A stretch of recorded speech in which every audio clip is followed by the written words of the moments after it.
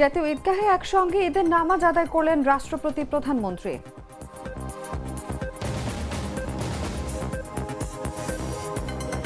প্রধানমন্ত্রীর সঙ্গে ঈদ শুভেচ্ছা বিনিময় করতে যমুনায় জনস্রোত।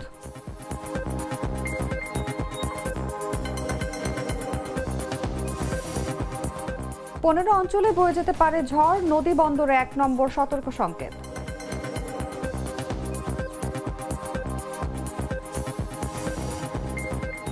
ইরান যুদ্ধ শেষ করে আনার কথা বিবেচনা করছেন ট্রাম্প।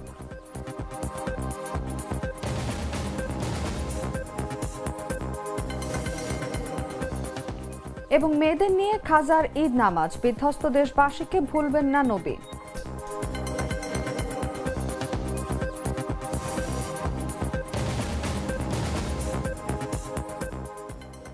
এতক্ষণ শুনছিলেন সংবাদ শিরোনাম। ঈদ মোবারক সবাইকে, আমন্ত্রণ বেলা 11টার সংবাদে। সঙ্গে আছে আমি অনুভা বিশ্বাস। লিটারের টুইন লেমন ও অ্যান্টিব্যাকটেরিয়াল ফর্মুলা বাসনকে চকচকে জীবাণুমুক্ত করে আমাদের দেয় গ্লিটার গ্যারান্টি। চলে যাচ্ছি পুরো খবরে। জাতীয় ঈদগাহ ময়দানে পবিত্র ঈদ উল ফিতরের নামাজ আদায় করেছেন রাষ্ট্রপতি মোহাম্মদ শাহাবুদ্দিন ও প্রধানমন্ত্রী তারেক রহমান।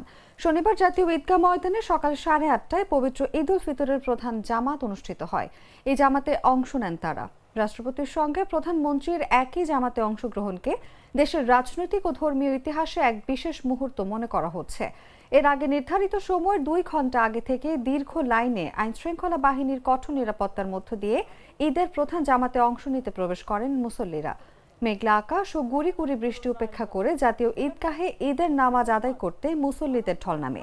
এদিন ভোর থেকেই রাজধানীর নানান প্রান্ত থেকে জাতীয় ঈদগাহ মাঠে আসতে শুরু করেন মুসল্লিরা।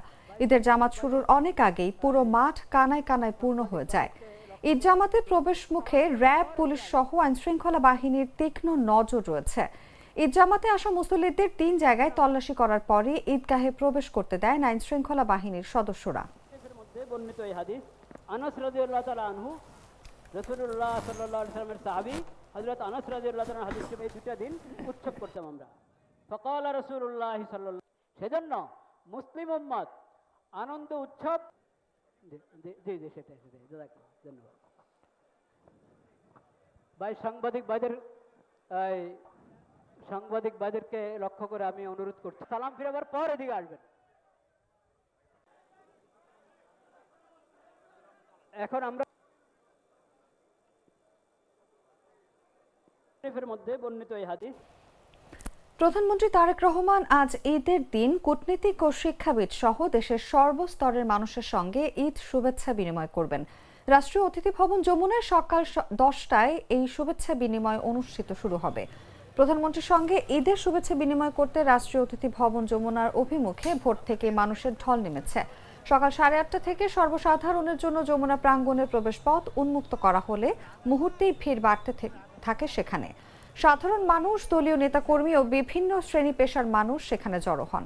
এক পর্যায়ে সেই জনস্রোত বিস্তৃত হয়ে হোটেল ইন্টারকন্টিনেন্টাল পর্যন্ত পৌঁছে যায়। নিরাপত্তা ও শৃঙ্খলা রক্ষায় আইনশৃঙ্খলা রক্ষাকারী বাহিনীর সদস্যদের তৎপর উপস্থিতি লক্ষ্য করা গেছে পুরো এলাকা জুড়ে।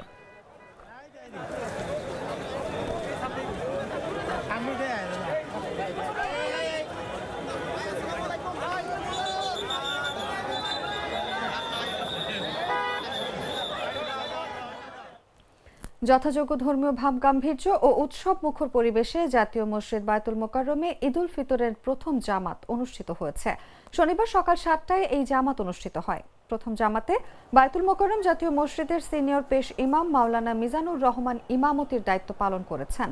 নামাজ শুরুর আগে তিনি উপস্থিত মুসল্লিদের উদ্দেশ্যে নসিহত করে বয়ান করেন। প্রতি বছরের মতো এবারও বায়তুল মোকাররম জাতীয় মসজিদে পর্যায়ক্রমে 5টি ঈদের নামাজের জামাত অনুষ্ঠিত হয়েছে।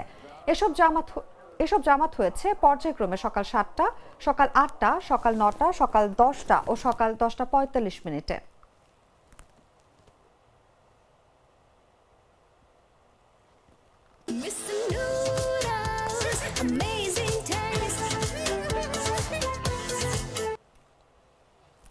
দক্ষিণ এশিয়ার সর্ববৃহৎ ঈদগাহ দিনাজপুরের ঐতিহাসিক গোরে শহীদ ময়দানে লাখো মুসল্লির অংশগ্রহণে ঈদ উল ফিতরের জামায়াত অনুষ্ঠিত হয়েছে। শনিবার দক্ষিণ এশিয়ার সবচেয়ে বড় ঈদগাহ মিনার ময়দান হিসেবে পরিচিত গোরে শহীদ ময়দানে এবার ঈদের নামাজ আদায় করেছেন কিশোরগঞ্জ, বাগেরহাট, নীলফামারী, পঞ্চগড়, ঠাকুরগাঁও, ঢাকা ও গাজীপুর থেকে আসা বেশ কয়েকজন মুসল্লি। তবে এবার রাতে ঝড় বৃষ্টি হওয়ার কারণে দক্ষিণ এশিয়ার বৃহত্তম এই ঈদগাহ ময়দানে মুসল্লিদের উপস্থিতি ছিল অপেক্ষাকৃত কম। প্রতিটি পাড়া, মহল্লায়, মসজিদ ও ছোট ছোট মাঠগুলোতে ঈদের জামাত অনুষ্ঠিত হয়েছে। এর আগে সকাল 6টা থেকে মুসল্লিরা সমবেত হতে শুরু করেন ঈদগাহে। ঠিক 9টায় শুরু হয় নামাজ। এখানে ইমামতি করেন জাতীয় ইমাম সমিতি দিনাজপুরের সভাপতি মাওলানা মতিউর রহমান কাশেমি। নামাজ শেষে দেশ, জাতি, মধ্যপ্রাচ্য ও মুসলিম উম্মাহ সহ 71 ও 24 শহীদ ও আহতদের জন্য শান্তি কামনা করে মোনাজাত করা হয়।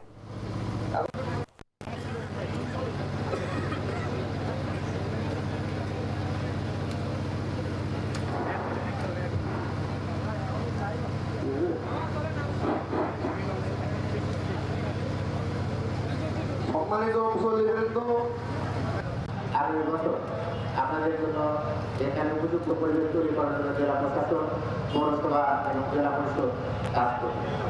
এই মাঠে জেলা প্রশাসন, পৌরসভা এবং জেলা পরিষদের যারা এই মাঠে প্রস্তুতির জন্য কাজ করেছে তাদের সকলকে আন্তরিক ধন্যবাদ জানাচ্ছি। সম্মানিত উপস্থিতি, আমরা জানি দেশপ্রেম বিমানের রঙে নবীজি বলেছেন দেশপ্রেম বিমানের রঙে, দেশপ্রেম বিমানের রঙে। আসুন আমরা দেশপ্রেম উদ্বুদ্ধ হয়ে আমরা পরিবার থেকে শুরু করে রাষ্ট্রীয় পর্যায়ে সকল পর্যায়ে আমরা দেশের প্রচলিত নিয়ম কানুন অনুসরণ করে কোরআন এবং হাদিসের আলোকে আমরা জীবন করি।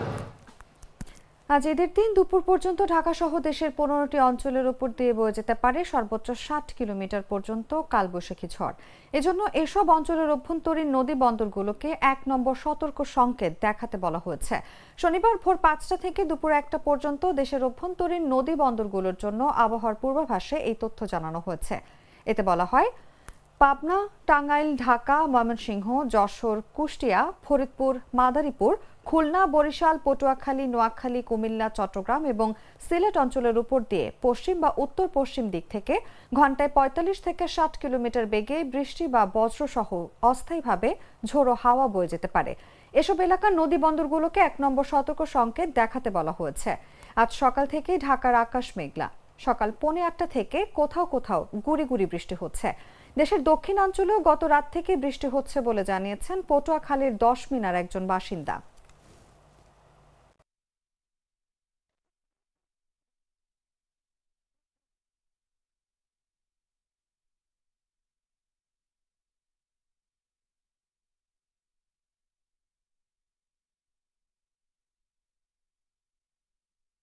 দুধার চকলেটে একাকার হয়ে ওঠা প্রাণ লেয়ার সম্পর্কের মিষ্টি ম্যাজিক।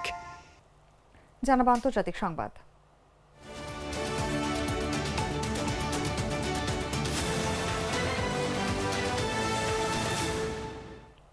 মার্কিন প্রেসিডেন্ট ডোনাল্ড ট্রাম্প জানিয়েছেন তিনি ইরান যুদ্ধ শেষ করার বিষয়টি বিবেচনা করছেন। আর এর কারণ হিসেবে তিনি বলেছেন যুক্তরাষ্ট্র তার সামরিক লক্ষ্য পূরণের খুব কাছাকাছি পৌঁছে গেছে। তিনি আরো বলেন, হরমুজ প্রণালী পাহারা দেওয়ার দায়িত্ব সেই দেশগুলোর হওয়া উচিত যারা এটি ব্যবহার করে, যুক্তরাষ্ট্র তাদের মধ্যে নয়। গত মাসে সংঘাত শুরুর পর ইরান কার্যত এই গুরুত্বপূর্ণ নৌপথ বন্ধ করে দেওয়ায় জ্বালানির দাম ব্যাপক হারে বেড়েছে। এদিকে ইরানের নতুন সর্বোচ্চ নেতা দাবি করেছেন তাদের দেশ শত্রুকে চমকে দেওয়ার মতো আঘাত করেছে। এর আগে ট্রাম্প একাধিকবার যুদ্ধ প্রায় শেষের পথে বলে ইঙ্গিত দিলেও বাস্তবে তা আরও বিস্তৃত হয়েছে। এই সপ্তাহেই হোয়াইট হাউস যুদ্ধের জন্য অতিরিক্ত 200 বিলিয়ন বা 20,000 কোটি ডলার বরাদ্দ চেয়েছে। একই সঙ্গে আরও সেনা ও যুদ্ধ জাহাজ মধ্যপ্রাচ্যে পাঠানো হচ্ছে। শুক্রবার ওয়াশিংটনে হোয়াইট হাউসের বাইরে সাংবাদিকদের সঙ্গে কথা বলার সময় ফ্লোরিডায় রওনা হওয়ার প্রস্তুতির মধ্যে ট্রাম্প বলেন, আমি যুদ্ধবিরতি চাই না। আপনি যখন প্রতিপক্ষকে পুরোপুরি ধ্বংস করে দিচ্ছেন তখন যুদ্ধবিরতি করা যায় না।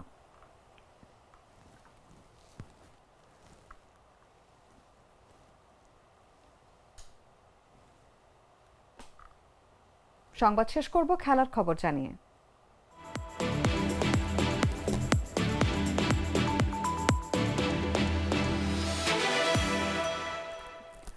পবিত্র ঈদ উল ফিতর বা ঈদ উল আজহা উপলক্ষে বিশ্বজুড়ে বইছে আনন্দের জোয়ার। বাংলাদেশে আগামীকাল ঈদ উল ফিতর উদযাপিত হবে। তবে সৌদি আরব সহ মধ্যপ্রাচ্যের দেশগুলির সঙ্গে আফগানিস্তানেও আজ ঈদ উদযাপন হচ্ছে।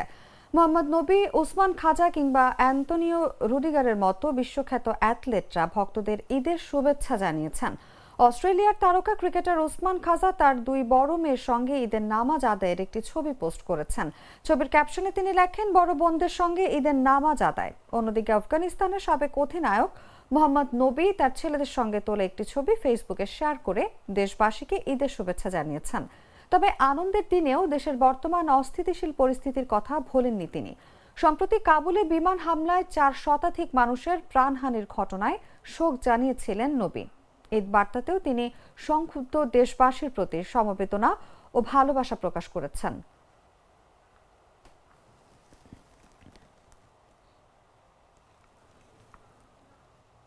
সংবাদ শেষ করার আগে শিরোনামগুলো জানিয়ে দিচ্ছি আরো একবার।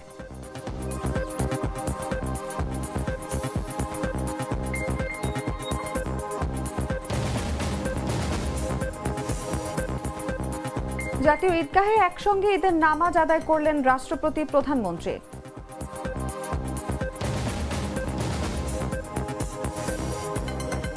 প্রধানমন্ত্রীর সঙ্গে ঈদ শুভেচ্ছা বিনিময় করতে যমুনায় জনস্রোত।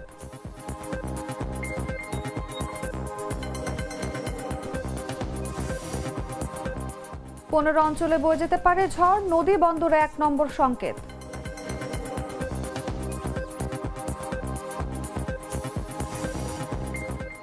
ইরান যুদ্ধ শেষ করে আনার কথা বিবেচনা করছেন ট্রাম্প।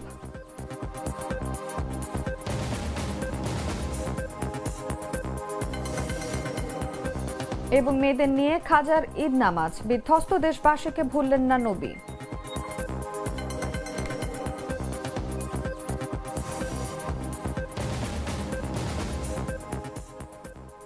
দর্শক, এই ছিল এখনকার মতো। এরপর দেখবেন দুপুর 1টার সংবাদ। প্রতি মুহূর্তের সর্বশেষ খবর জানতে ভিজিট করুন jagonews24.com।